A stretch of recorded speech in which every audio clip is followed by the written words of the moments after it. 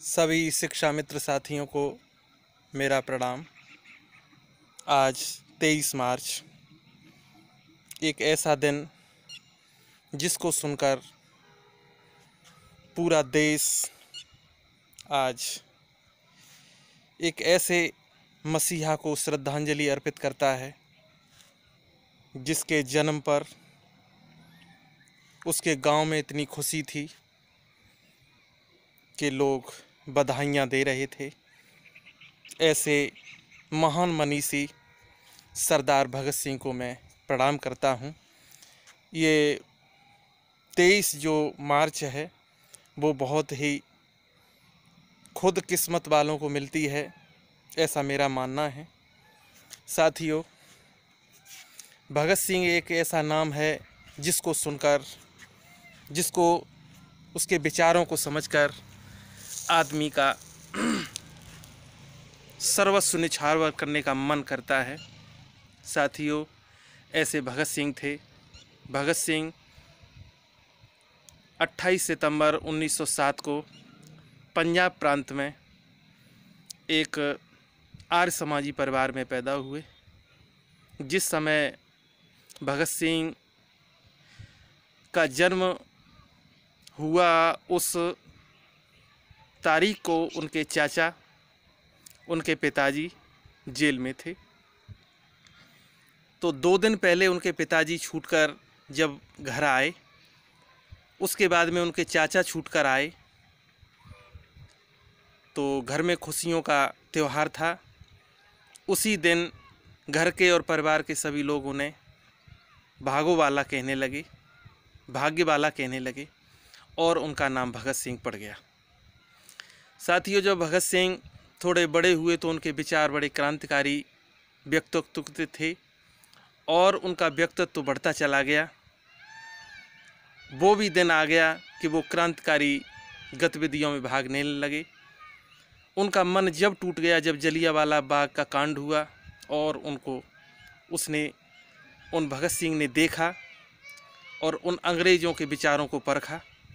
उसी दिन से ये मालूम उन्हें पड़ने लगा कि अब मेरा जो जीवन है वो स्वदेश के लिए है, स्वदेश में ही मिटूंगा और स्वदेश में ही मरूंगा। ये शब्द उनके जहन में तैर ही रहे थे। तब तक लाला लाजपत राय जो थे, उनके ऊपर लाठियों का प्रहार हुआ। वे उनके परिवार के बहुत ही निकट संबंधी थे। आर्य समाज उनका परिवार था और आर्य समाजी के प्रखर वक्ता लाला लाजपत राय थे।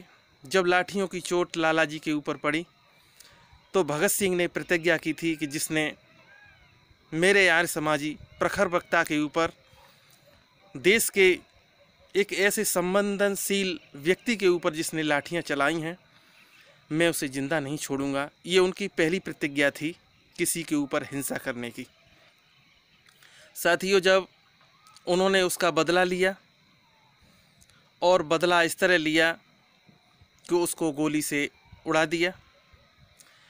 जब ये खबर अंग्रेज़ों के सरकार के बीच में जब पहुंची है तो लंदन सरकार भी उनसे सामना करने में हिचकिचाने लगी। साथियों, सरदार भगत सिंह जिस समय अपने ही स्वदेश में और अपना जीवन उन कष्टों में बिता रहे थे, तो सरदार भगत सिंह अब उन गतिविधियों में भाग लेने लगे हैं जिसको कहने में सभी को डर लगता था कि अंग्रेज़ कहीं सुन न ले। उनका जो जीवन था वो अंग्रेज़ों को चक्कर चलाने में जब चलने लगा है तो वो भी समय आ गया कि भगत सिंह ऐसी गतिविधि में अपना जीवन न्यौछावर करना चाहते थे और सोच रहे थे कि अब मैं क्या करूं। जिस समय भगत सिंह ने बम फेंके, उस समय जो उनके जेब में पिस्तौल थी, अंग्रेज़ों ने इसी पिस्तौल का बहाना बनाकर उनको इस बात की सज़ा देने में उचित समझा कि ये पिस्तौल वही है जिससे अंग्रेज अफसर की हत्या की गई है और इसी माध्यम से उन्हें फांसी देने की सज़ा का प्रस्ताव ले लिया। लेकिन अंग्रेज सरकार इतनी डरती थी कि यदि सरदार भगत सिंह को फांसी दे दी गई तो कहीं 1857 वाला इतिहास न दोहरा दिया जाए। इसी बीच में गांधी जी लंदन गए गोलमेज सम्मेलन में, और वहाँ पर लॉर्ड इरविन ने इस बात का उनसे जिक्र किया कि आप चाहो तो सरदार भगत सिंह की सज़ा को माफ़ कर सकते हो। तो गांधी जी ने कहा कि बिना शर्त से भगत सिंह अपने डायरी में से ये लिख दें कि मुझ पर बहुत बड़ी गलती हुई है, मैं माफ़ी चाहता हूँ। तो गांधी जी ने कहा कि मैं भगत सिंह को पूछ कर ये बताऊँगा कि आपको 1 वर्ष का समय है, आप पूछ लीजिए। तो गांधी जी ने तत्काल ही एक तार भेजा। तार जो था वो इलाहाबाद के एक सुप्रसिद्ध वकील तेज बहादुर सप्रू के पास वो तार भेजा गया और कहा गया कि आप लाहौर की जेल में तत्काल पहुँचें और सरदार भगत सिंह के कहें कि उन्हें फांसी की सज़ा को माफ़ कर दिया जाता है यदि आप माफ़ीनामा लिख दें। तेज बहादुर सप्रू सरदार भगत सिंह के पास पहुँचे और उन्होंने कहा कि सरदार जी, यदि आप माफ़ीनामा लिख दें तो आपकी जो फांसी है वो रुक सकती है। सीधे शब्दों में सरदार भगत सिंह ने कहा कि वकील साहब, मैं ये नहीं लिख सकता हूँ जिस लिखने से मेरे भारत पर, मेरी भारत माता पर चोट आवे।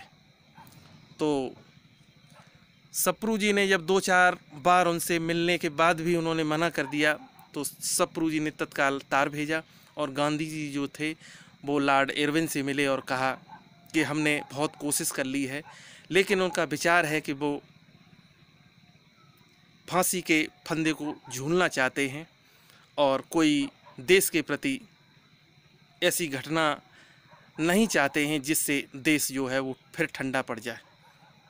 साथियों, जब लॉर्ड इरविन ने सुना है तो ये हाउस और कॉमन्स के इस बात के प्रमाण मिलते हैं कि जिस समय उस लॉर्ड इरविन की उस हाउस ऑफ कॉमन्स में जितने भी सांसद थे उन्होंने इरविन से मना किया था, और वो लेबर पार्टी के सब सांसद थे, कि यदि आप हिंदुस्तान में सरदार भगत सिंह को फांसी दे देते हैं तो हो सकता है कि वहाँ पर ज्वाला फिर भड़क जाए। तो लॉर्ड इरविन ने फिर कहा, लेकिन गांधी जी ने कहा कि मैंने कई बार कोशिश कर ली है, लेकिन शर्त सहित वो इस बात से मंजूर नहीं करेंगे। तत्काल ही फांसी के लिए ऑर्डर कर दिया गया और फांसी जो मुकर्रर हुई थी वो 24 मार्च 1931 को मुकर्रर हुई थी, लेकिन उस ब्रितानिया सरकार ने उनको फांसी जो थी वो 23 मार्च को देना ही उचित समझा था। और उन्होंने एक नियम बनाया था अंग्रेज़ों ने कि जो फांसी लगनी चाहिए वो सुबह के वक्त लगनी चाहिए, लेकिन उन्होंने इस बात को काट करके और सरदार भगत सिंह को शाम को फांसी देने का आदेश कर दिया। जिस समय सरदार भगत सिंह और उनके साथी राजगुरु और सुखदेव फांसी पर जिस समय चढ़े तो वहाँ पर पंजाब का एक जो फांसी लगाने वाला था उसका नाम था चतर सिंह। चतर सिंह ने जब फांसी का फंदा चढ़ाया है तो स्वयं चतर सिंह रोने लगा, और सुबह जब होता है तो सरदार भगत सिंह के एक मित्र थे घोष, जब उनसे मिलते हैं तो रो रो कर चतर सिंह यही कहता है कि भाई जी, मैंने सैकड़ों ऐसे मुलजिमों को फांसी दी है जिसमें बहुत खूंखार बदमाश थे, लेकिन आज तक मैंने ऐसी फांसी नहीं देखी जो फांसी लगने वाला खुद भारत माता की जय बोल रहा है, वंदे मातरम बोल रहा है। ऐसा मैंने आज तक देखा ही नहीं है। तो वहाँ पर घोष नाम के उस मित्र और चतर सिंह दोनों रोने लगे। इधर सरदार भगत सिंह को जब फांसी देने के बाद में देश में ऐसी ज्वाला उठने लगी, हर वीर, हर नौजवान, हर गांव का, हर शहर का आदमी सरदार भगत सिंह के उस मृत्यु पर अपने आंसू बहाने लगा। सच ये भी है कि जिस समय सुबह जब अखबार बांटने वाला आवाज़ गलियों में दे रहा था, लाहौर की गलियों में, और रो रो कर कहने लगा था कि आज भगत सिंह को फांसी दे दी गई है। गलियों की आवाज़ जब लोगों ने सुनी तो उस पेपर वाले ने उस दिन पैसा नहीं लिया था, क्योंकि वो पेट की खातिर पेपर नहीं बेच रहा था। उस दिन वो पेपर जो है वो देश की खातिर बेच रहा था। साथियों, ऐसे हमारे भगत सिंह थे।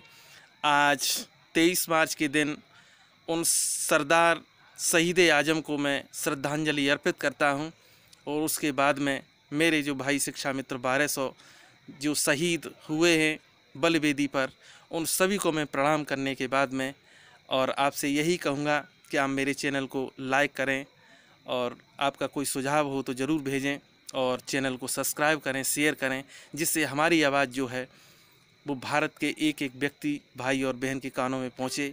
इन्हीं शब्दों के साथ मैं आपसे विदा लेता हूँ। जय हिंद, जय भारत।